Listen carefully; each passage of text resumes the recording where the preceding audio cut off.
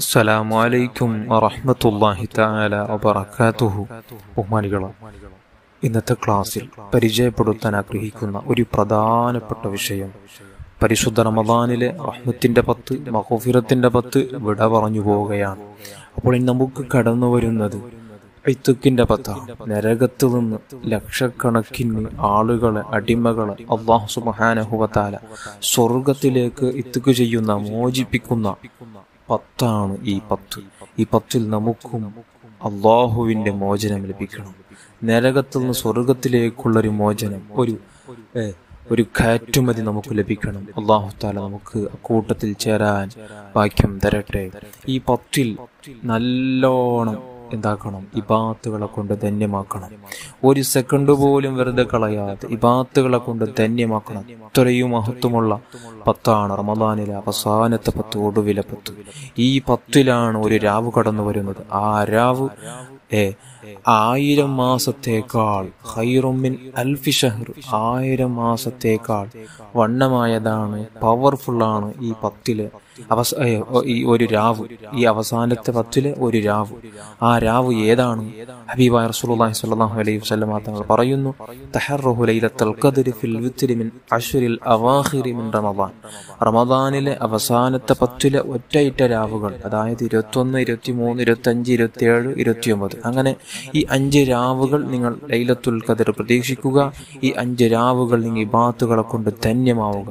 അത്രയും മഹത്വമുള്ള രാവാണ് ഈ പറയാൻ പോകുന്ന, അതായത് ഇന്ന് നമുക്ക് കടന്നു വരുന്ന 21-ാം രാവ്. ലൈലത്തുൽ ഖദ്ർ ഏറ്റവും കൂടുതൽ പ്രതീക്ഷയുള്ള ഒരു രാവാണ് പരിശുദ്ധമായ റമദാനിലെ 21-ാം രാവ്.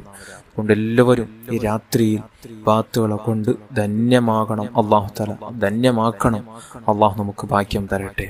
മഹദിയായ ആയിഷ റളിയല്ലാഹു അൻഹ അവിടുന്ന് ഹബീബായ റസൂലുള്ളാഹി സ്വല്ലല്ലാഹു അലൈഹി വസല്ലമ തങ്ങളോട് ചോദിക്കുകയാണ്, യാ റസൂലല്ലാഹ് അറഅയ്ത ഇൻ അലിംതു അയ്യ ലൈലത്തിൻ ലൈലത്തുൽ ഖദ്രി മാ അഖൂലു ഫീഹാ.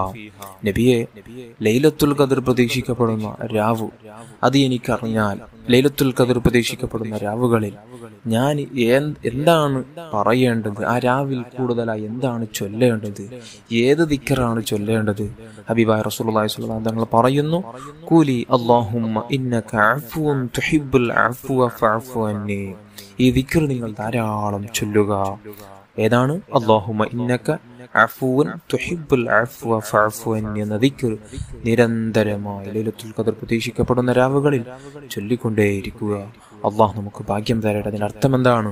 അല്ലാഹുമ്മ ഇന്നക അഫ്വുൻ, അല്ലാഹു തീർച്ചയായും പടച്ച റബ്ബ് അവൻ അഫു നൽകുന്നവനാണ്, അവൻ മാഫ് നൽകുന്നവനാണ്, അവൻ മാപ്പ് ചെയ്തു കൊടുക്കുന്നവനാണ് അവന്റെ അടിമകൾക്ക്. തുഹിബ്ബുൽ അഫു, അവൻ അഫു കൊടുക്കുന്നതിനെ, പൊറുത്തു കൊടുക്കുന്നതിനെ അവൻ ഇഷ്ടം വെക്കുന്നവനാണ്. ഫഅഫു അന്നി, എനിക്ക് മാപ്പ് താ അല്ലാഹ്, എനിക്ക് നീ പൊറുത്തപ്പെടല്ല എന്ന അർത്ഥം വരുന്ന ഈ ദിക്ർ നിരന്തരമായി അവസാനത്തെ 10ൽ, പ്രത്യേകിച്ച് ഒറ്റ രാത്രികളിൽ ധാരാളമായി ചൊല്ലുക.